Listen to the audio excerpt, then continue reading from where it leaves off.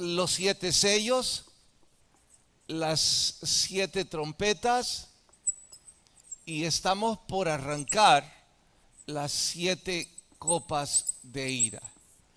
Dije, estamos por arrancar. Cuando estudiamos los 7 sellos, nada más para ponerlo de nuevo en sus mentes y por mi extraña manía de poner todo en un solo gráfico, fácil, los 4 jinetes del Apocalipsis, en una llave decimos los jinetes y con esto recordamos prácticamente todos esos juicios.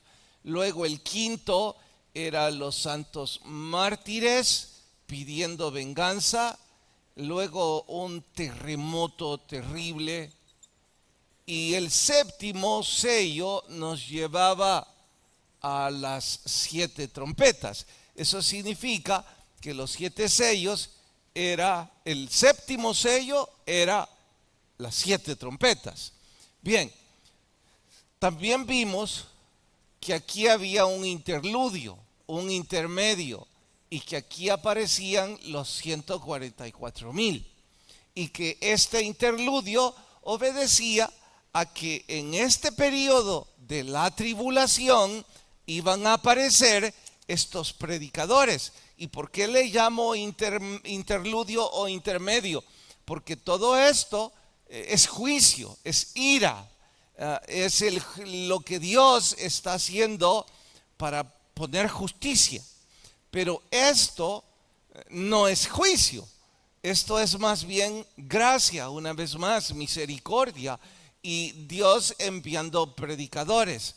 Pero bien, luego de que vimos esto, empezamos con las 7 trompetas y vimos que las primeras 4 era granizo, fuego, sangre y otras más, que de hecho en estas no profundizamos porque bastaba con leerlas, y les dije, cuando ustedes en casa lo lean verán cuán fácil. Y luego vimos a Ajenjo, vimos a Abadón y a Apolión, que no voy a repetirlo porque ya lo estudiamos. Y aquí nos hemos quedado en abrir la 7ª trompeta. Al igual que con los 7 sellos, el 7º sello es las 7 trompetas. Aquí la 7ª trompeta es las 7 copas de ira. ¿Que por qué no hemos llegado a la primera de esas copas? Simple, porque estamos en otro intermedio o en otro interludio. En este, para que recordemos un poquito, el ángel y el librito. Además de eso, vimos el dragón escarlata. Además de eso, vimos la tríada satánica. ¿Se están recordando de todo? Bueno, y no solo se están recordando, yo quisiera creer que además de eso, estamos poniendo todo el libro de Apocalipsis en una sola escena que nos facilita entender todo el libro. Pues bien, ahora en este interludio vamos además de la tríada satánica, vamos a ver otros 2 elementos, que es la hoz aguda, y además de la hoz aguda también vamos a ver un cántico nuevo de los 144,000. Y además de ese este último cántico, también vamos a ver una última predicación. Bien, vean, todo esto es interludio. Todo esto es como la antesala de las 7 copas de ira. Lo que sigue, por supuesto, al igual que en estos primeros 2 tramos o primeras 2 sagas de 7 juicios cada una, sigue una tercera de otros 7 juicios. Pero para que podamos entender estos 7 juicios, es punto de honor que entendamos esto. ¿Por qué? Porque esto ya se da por aludido, por entendido, cuando las copas de ira comiencen. Bueno, entre las copas de ira, para que, me estoy anticipando, pero para que lo entendamos mejor, aquí en las copas de ira verán que la tríada consigue acabar con los 144,000.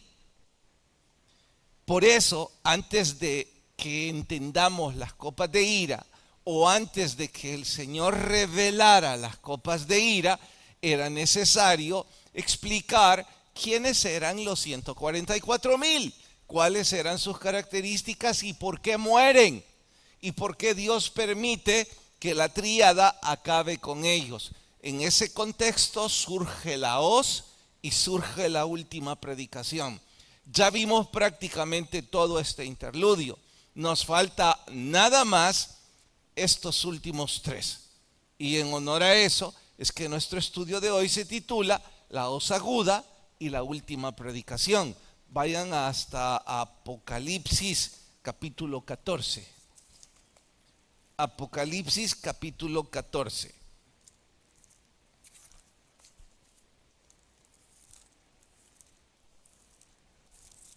¿Listos? Verso 1. Después miré, y aquí el Cordero estaba en pie sobre el monte de Sión, y con él 144,000 que tenían el nombre de él y de su Padre escrito en la frente. Y oí una voz del cielo como estruendo de muchas aguas y como sonido de un gran estruendo. Y la voz que oí era como arpistas que tocaban sus arpas y cantaban un cántico nuevo delante del trono y delante de los 4 seres vivientes y de los ancianos, y nadie podía aprender el cántico sino aquellos 144,000 que fueron redimidos de entre los de la tierra. Note que al decir que ya están en el cielo y que han sido redimidos y que están frente a los 4 seres vivientes, dice que ya han muerto y que han sido redimidos. Bueno, estos son los que, aquí vienen las características, los que no se contaminaron con mujeres, pues son vírgenes. Estos son los que siguen al Cordero para donde quiera que va. Estos fueron redimidos entre los hombres como primicias para Dios y para el Cordero, y en sus bocas no fue hallada mentira, pues son sin mancha delante del trono de Dios. Hasta ahí leemos, oremos. Señor, por favor habla a nuestras vidas, ayúdanos a crecer en el estudio de ella y que seamos humildes y obedientes para poner en práctica tu palabra. Gracias por hablarnos en Cristo Jesús. Amén. Bien, características de los 144,000 que en el interludio anterior no se resaltaron. Dirán, pero ¿por qué? No era necesario. Todavía estos no estaban a punto de morir. Ahora sí. Entonces es necesario que sepamos, entre otras cosas, de que eran vírgenes, y no porque el estar casado sea una contaminación. Es que está aludiendo a que la misión de ellos no les permitía tiempo para las obligaciones y las responsabilidades del matrimonio. De ahí que ellos, conscientes de su llamado y de su misión, ellos no iban a tener tiempo para el matrimonio, y por eso lo especifica. También dice que estaban cantando un cántico que nadie conoce, y si nadie conoce, pues vamos a perder el tiempo en nosotros especular qué tipo de canto fue, qué tipo de canto será. Simple y sencillamente dice que han sido redimidos, comprados, que su propósito lo han cumplido, que ya han hecho el evangelismo que debió haber sido hecho y que ahora regresan a la presencia de su Señor. Bueno, esos son los 144,000 y aquí lo aclara. ¿Qué más? Bueno, ahora vamos al versículo 14. Me estoy saltando a propósito el verso 6. Quiero leerlo hasta el final. Vayan hasta el 14. Dice, y miré y he aquí una nube blanca y sobre la nube uno semejante al Hijo del Hombre, que tenía en la cabeza una corona de oro. ¿Quién es probable que sea este semejante al Hijo del Hombre y con una cabeza, con una corona en su cabeza? Bueno, no creo que haya otro que califique más que nuestro Señor.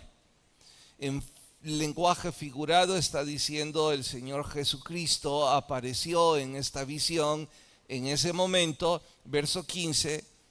Y después de esa corona de oro dice, y en la mano una hoz aguda. Ya les explico de qué se trata. Y del templo salió otro ángel clamando a gran voz al que estaba sentado sobre la nube: mete tu hoz y ciega. Vamos a cambiar el verbo cegar por cortar. No es exactamente lo mismo, pero es equivalente. Es por supuesto un vocablo propio del rubro agrícola. Si se tratara del cultivo del café, tendríamos que decir que es la época de la corta. Pues bien, por eso, para que se entienda mejor, voy a cambiar el verbo. Mete tu hoz y corta. Y porque la hora de cortar ha llegado. Porque la mies de la tierra está madura. En este caso, la mies se refiere a que todo el cultivo está listo para convertirse en granos básicos. Y el que estaba sentado sobre la nube metió su hoz en la tierra y la tierra fue cortada. Bien, detengámonos un momento. Me quiero asegurar que estamos entendiendo la visión y la figura de esta visión. Nuestro Señor trae en su mano esa herramienta agrícola que en nuestro español, y para los que ven esto en otro país, sería nuestra cuma o algo parecido. Su manera curva obedece a que cuando se hace el swing para cortar, es mucho más fácil llevarla hacia el extremo en donde quiere empujar lo que está cortando. Bien, aguda obviamente se refiere a muy afilada, muy diestra. Dice entonces que nuestro Señor tiene eso y que está a punto de cortar. ¿De qué está hablando? ¿Por qué esta figura? Ya sabemos que todo el libro de Apocalipsis es un lenguaje figurado, pero ¿por qué esto? Bien, para explicarlo de mejor forma, voy a empujarlos hasta Mateo capítulo 13. Mateo capítulo 13.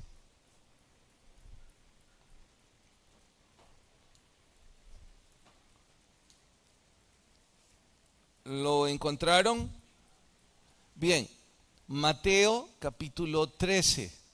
Vamos a recordar una de las más bellas parábolas que nuestro Señor Jesús enseñó.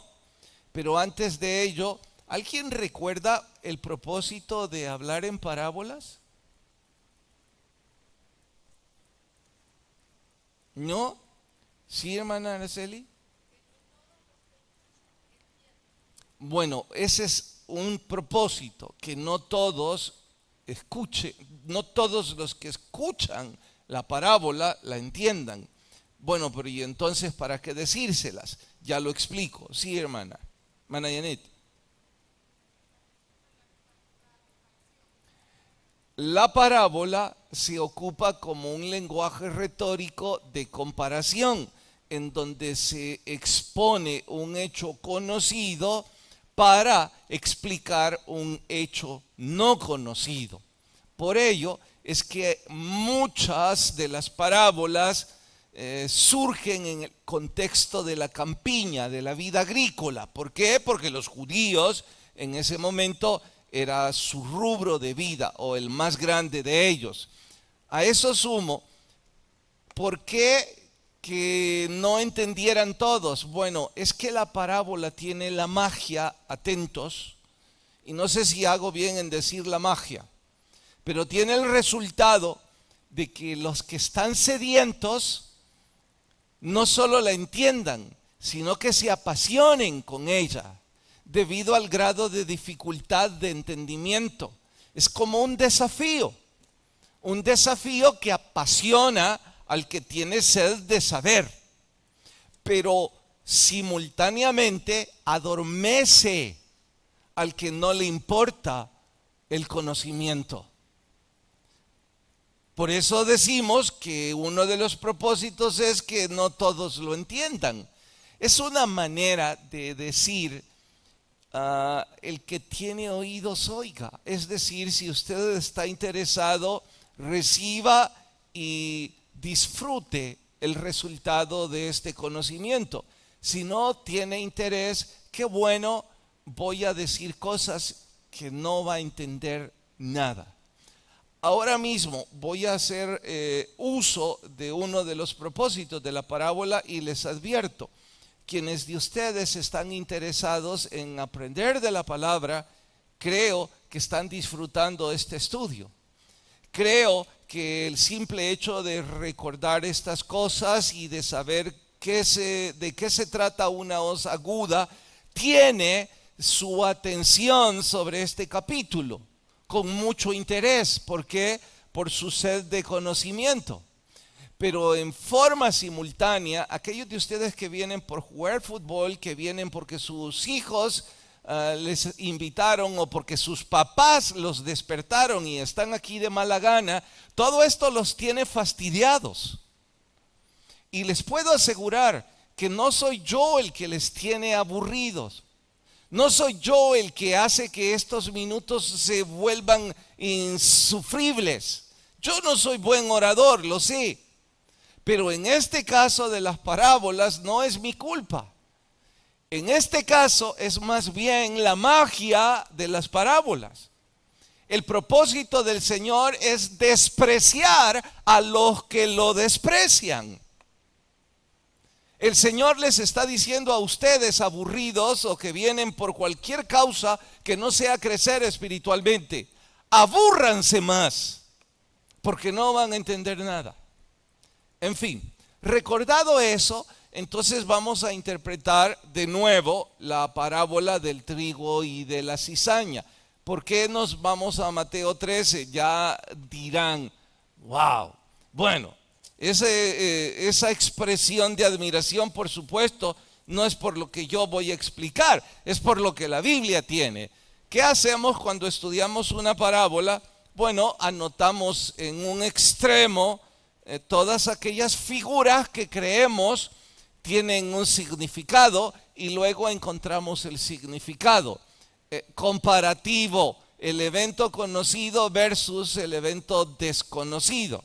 Así es que vamos con el capítulo 13, verso 24. Cuando ustedes encuentren un símbolo, levantan la mano, me interrumpen y dicen, ese es un símbolo que hay que escribir. Voy a empezar a leer.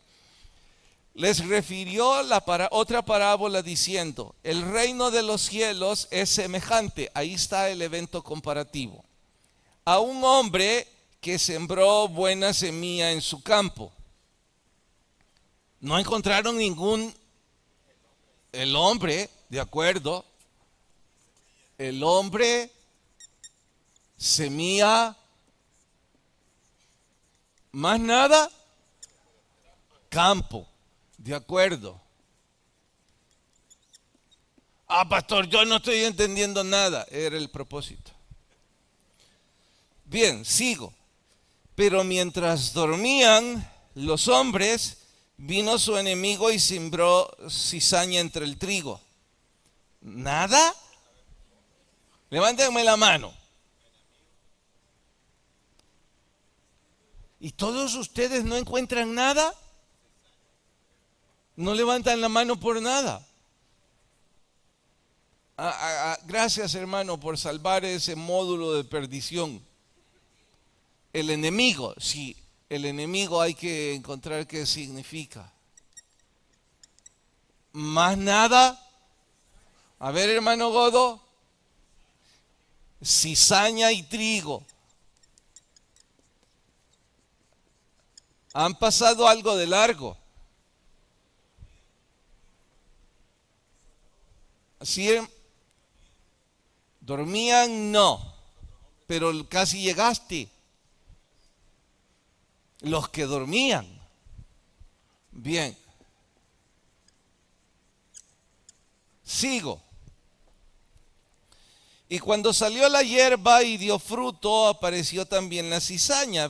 Vinieron entonces los siervos del padre de familia y le dijeron: ¿no sembraste buena semilla en tu campo?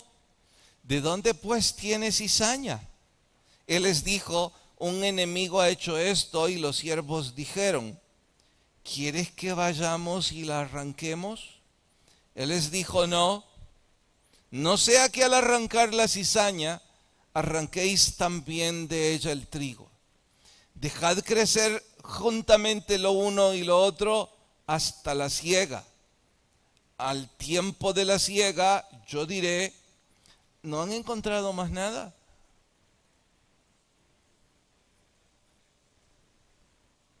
¿Sí, Rafael? La siega.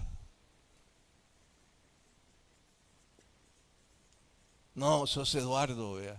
Qué vergüenza. Es que desde aquí parece Rafael. Perdona, hijo. ¿Dónde voy? Dejad crecer juntamente lo uno y lo otro hasta la siega, y el tiempo de la siega yo diré a los segadores: recoged primero la cizaña y atadla en manojos. ¿Para qué? Para quemarla. Pero recoged el trigo en mi granero. Bien, podríamos encontrar otros más, pero suficientes para ir a Apocalipsis luego. Ahora, encontremos lo que significa todo esto. ¿Quién puede representar a este hombre?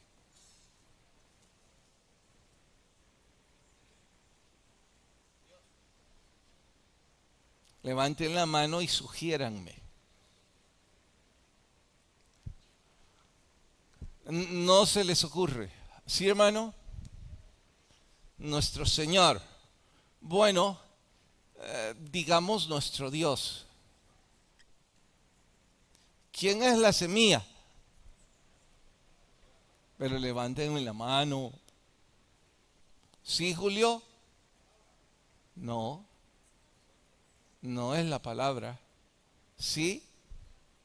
Tampoco es el Evangelio. Sería la iglesia. Una buena forma de decirlo. ¿Quién es el campo o qué es el campo? Hermano, el mundo, de acuerdo. Pongamos el cosmos. No es lo mismo, no importa, para que el mundo se oye muy mundanal. Bien, ¿quién es el enemigo? Satanás. Alguien dijo: un primo, un sobrino, mi tía. ¿Qué? ¿Quién es la cizaña?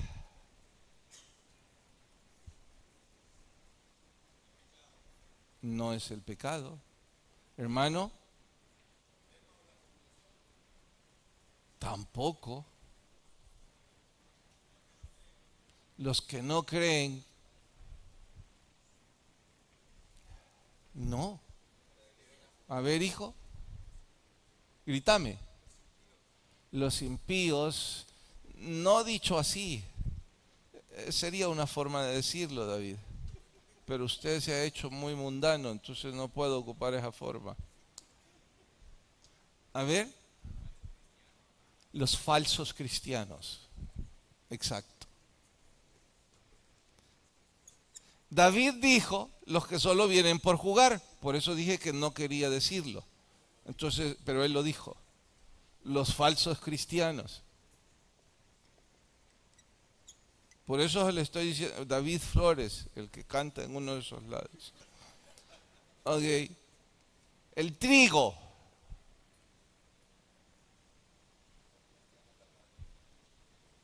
El trigo. Hermano, los cristianos que dan frutos. ¿Quiénes son los hombres?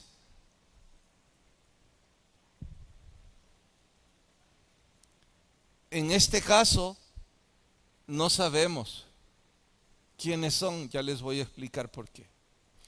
¿Y la siega?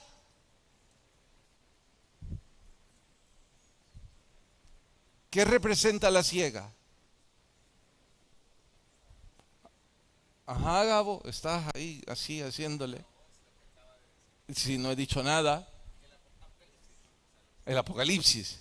Imagínate, ponemos aquí ciega igual Apocalipsis, no me decís nada. El pasaje de ahora pongo. No, tenés que ser más claro. ¿El arrebatamiento? ¿Quién dijo el arrebatamiento?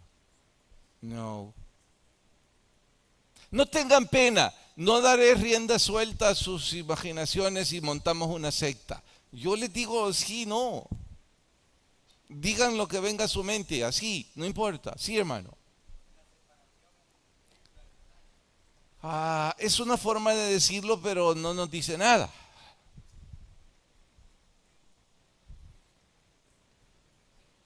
A ver, Juancito, el final de los tiempos. Ese es el tiempo de la siega. En Apocalipsis, la siega es las 7 copas de ira. Están por comenzar. La hoz es la época de la siega. Ahora, les explico esto. Ya entendieron, yo creo, porque pudieron decir qué significaba cada símbolo. La idea es esta. El trigo crece si no se tiene el sumo cuidado, y aún con sumo cuidado, crece a la par de él la cizaña.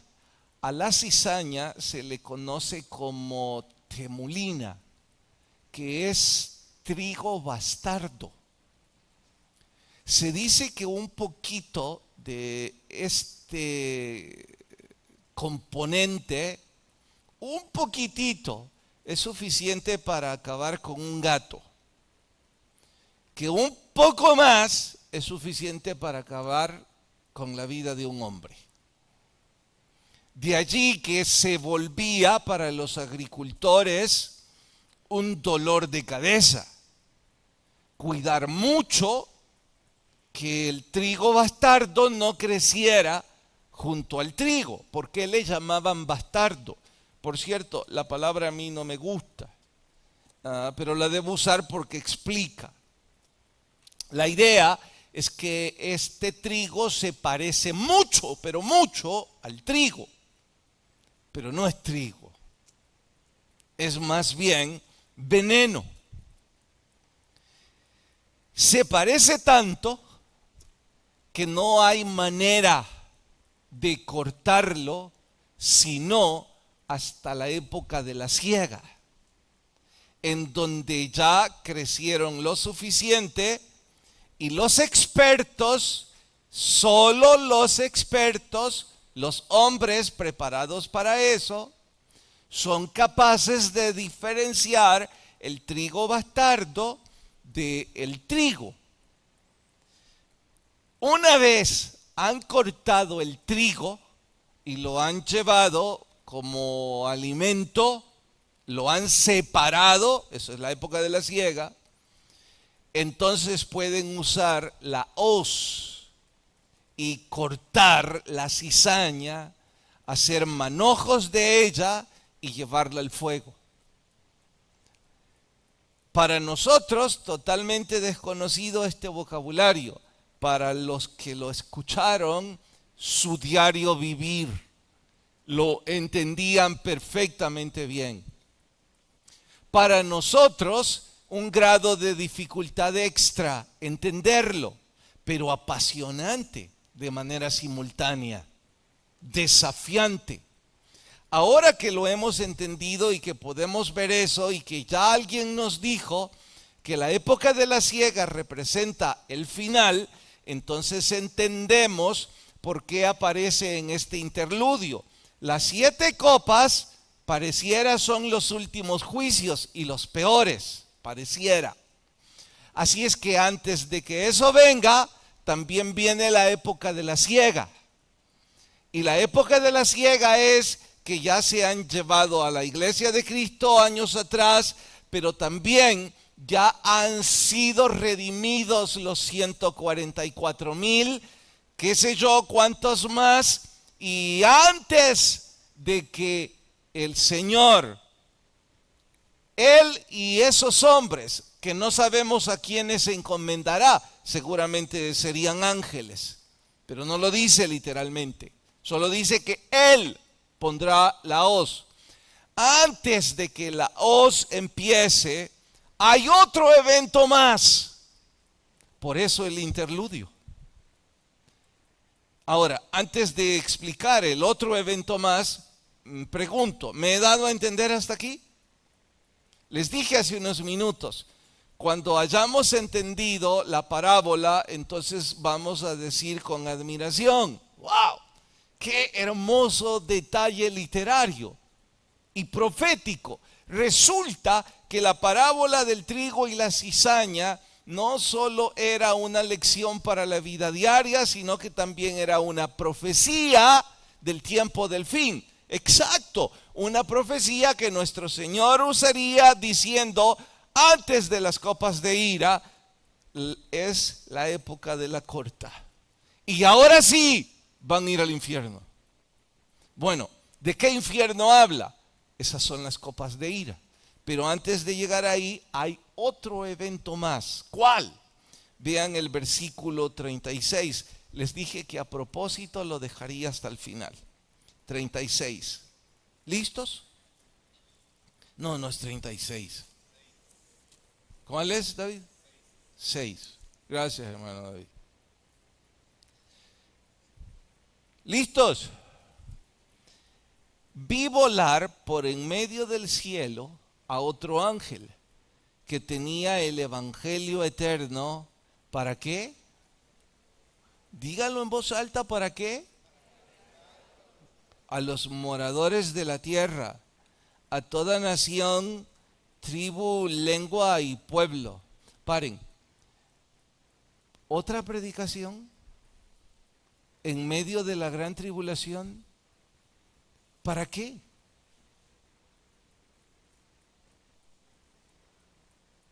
Todavía habrá otra oportunidad, pero no para todos. ¿Y para quiénes, pastor? Ahí lo explica. Sigue. Diciendo a gran voz, estoy en el 7, temed a Dios y dadle gloria, porque la hora de su juicio ha llegado. Y adorad a aquel que hizo el cielo y la tierra, el mar, las fuentes de las aguas. Otro ángel le siguió diciendo, ha caído Babilonia, la gran ciudad, porque ha hecho beber a todas las naciones del vino del furor de su fornicación. Eso es parte del capítulo, los que vienen, no me voy a adelantar. Y el tercer ángel lo siguió diciendo a gran voz, si alguno adora a la bestia y a su imagen, y recibe la marca en su frente o en su mano, él también beberá del vino de la ira de Dios que ha sido vaciada pura en el cáliz de su ira. Lo del cáliz se refiere a que vienen las copas de ira. Y será atormentado con fuego y con azufre delante de los santos ángeles y del Cordero. Deténgase. Esto significa que esta última predicación, y lo de última lo digo como una especie de eufemismo, como una advertencia, Es que lo digo como última porque podría decir usted, ¿habrá otra? Quizás sí, pero para estas personas es la última. Y a eso hay que hacer referencia, pero ya les explico en unos minutos. Verso 11, y el humo de su tormento sube por los siglos de los siglos, y no tienen reposo ni de día ni de noche los que adoran a la bestia. Entonces, ¿para quién era la última predicación? Para los que no se han dejado sellar con la marca de la bestia. 12, aquí está la paciencia de los santos, los que guardan los mandamientos de Dios y la fe de Jesús. Oí una voz del cielo que me decía, escribe, bienaventurados de aquí en adelante los muertos que mueren en el Señor. Sí, dice el Espíritu, descansarán de sus trabajos porque sus obras siguen con ellos. Bueno, si nuestro Señor Jesucristo viniera mañana o esta noche, algunos de ustedes no heredarán la salvación. Algunos, digo heredarán, porque ustedes no son hijos de Dios. Son personas amables, muy educadas, que se congregan y muy respetuosas del Evangelio, pero ustedes nunca han tenido el valor y la dedicación de entregar sus vidas al Señor Jesús. No quieren, es su asunto porque no quieren. Pero ustedes no serán arrebatados juntamente con Cristo. No es mi opinión, lo dice la Biblia. Ustedes entrarán a la tribulación y quizá y solo quizá tendrán una oportunidad más cuando los 144,000 prediquen este último mensaje. Quizá y solo quizá para ese tiempo no se han dejado poner la marca de la bestia. Entonces ahora lo estoy diciendo y con mucha urgencia y a gritos. Oigan, si el arrebatamiento sucede y ustedes se quedan y recuerdan estas palabras, por favor, por su propia alma, no se dejen sellar con la marca de la bestia.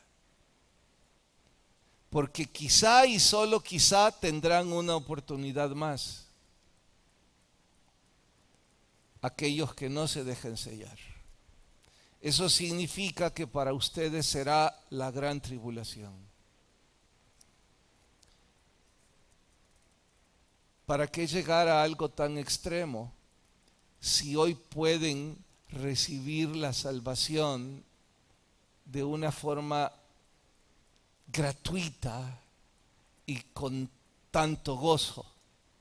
¿Por qué mostrar un corazón con tanta dureza? Al respecto, les quiero contar algo que sucedió mientras aún estábamos en la colonia Colhuatán. Llegaron casi al mismo tiempo, voy a cambiar sus nombres por respeto desde luego, Julio y Antonio. Ambos tenían en común su edad, oscilaba entre los 30 y 35 años, y también tenían en común que vivían en los Estados Unidos y habían regresado para visitar a sus familias. Ambos aceptaron la misma noche llegar a la iglesia. Distintos amigos los convidaron, pero estos distintos amigos compartían la amistad y estos pudieron conocerse también. Yo también tuve el gusto de conocerles. Bueno, a uno de ellos le conocía desde que éramos chicos. Él creció en la colonia. Julio, cuando terminó el culto, Mientras platicábamos, bromeábamos, él me tomó por el brazo y me dijo, ¿me regala un minuto? Me distanció del grupo y me dijo, mire, yo estoy conmovido. Yo no sé si es por mi nostalgia que mañana tengo que regresar a los Estados Unidos. Yo estoy feliz en mi país o por lo que he escuchado esta noche. Yo nunca fui a una iglesia, me dijo. Yo nunca supe de que habían amigos y que esto es distinto a lo que yo había escuchado. Y me preguntó, ¿a qué horas son los cultos mañana? Fue un sábado, antes en la Colhuatán, el sábado en la noche era uno de los cultos oficiales. Entonces le dije, bueno, tenemos 2 cultos, para ese entonces aún no teníamos 3. ¿A qué hora es el primero? Dijo insistente, a las 7. Perfecto, dijo. Es que mi vuelo sale a la 1, entonces tengo tiempo de venir. Nos despedimos. La mañana siguiente estaban sentados Julio y Antonio juntos. Sus demás amigos ahí también. A mí me llamó mucho la atención que Antonio se levantara tan temprano. Pero después escuché que se habían puesto de acuerdo entre amigos y que lo iban a llevar al aeropuerto a Julio y que iban a ir a comer y por eso llegó también al culto de las 7. Bueno, cuando terminó el culto y yo hice el llamado, sugerí levante su mano. Julio se puso de pie, no levantó su mano. Habían lágrimas en sus ojos, hizo la oración, me compartieron que fue un momento muy emotivo. Él estaba emocionadísimo. Llegó a despedirse y le dije, Julio, busque una iglesia. El pastor me dijo, en cuanto llegue, ya me dijo el nombre de nuestro amigo en común, me dio algunos nombres, en cuanto llegue yo voy a buscar una iglesia y le aseguro que me voy a congregar. Y yo me dijo, tengo planes en regresar aquí pronto, vine a ver una casa, yo quiero volver a mi país y le aseguro que yo voy a venir a congregarme aquí. Antonio, que lo conocía desde que éramos chicos, le dije, ¿y vos cuándo vas a recibir al Señor? Él solo se sonrió y me dijo, ya vas con lo mismo. Bueno, 2 semanas después de lo que estoy contándoles, el amigo de Julio llegó al culto y en la alabanza estaba desconsolado. Cuando terminó se acercó y me dijo, pastor, me avisó la esposa de Julio que saliendo de un freeway mientras iba al trabajo, un camión embistió su vehículo y murió esta mañana.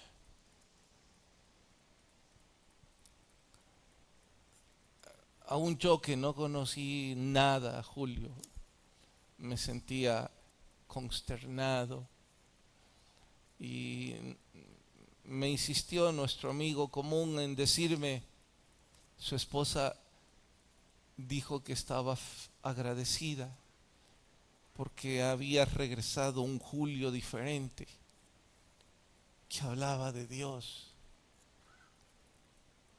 y que él decía cosas que ella no entendía, de que ahora era salvo. Bueno,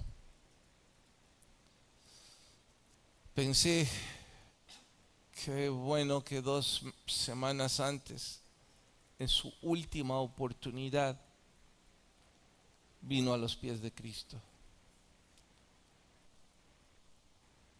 En contraste, Antonio se quedó quizá 2 meses más.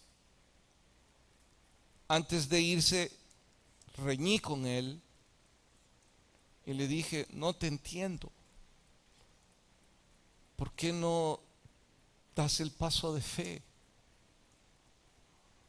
Él me dijo, Carlos, hay tanto en mi vida que no te puedo explicar. Quizás el próximo año que vengo. Buenos días más tarde recibimos la noticia de que en un suburbio de Los Ángeles unos drogadictos le habían atravesado el cerebro con una 9 milímetros.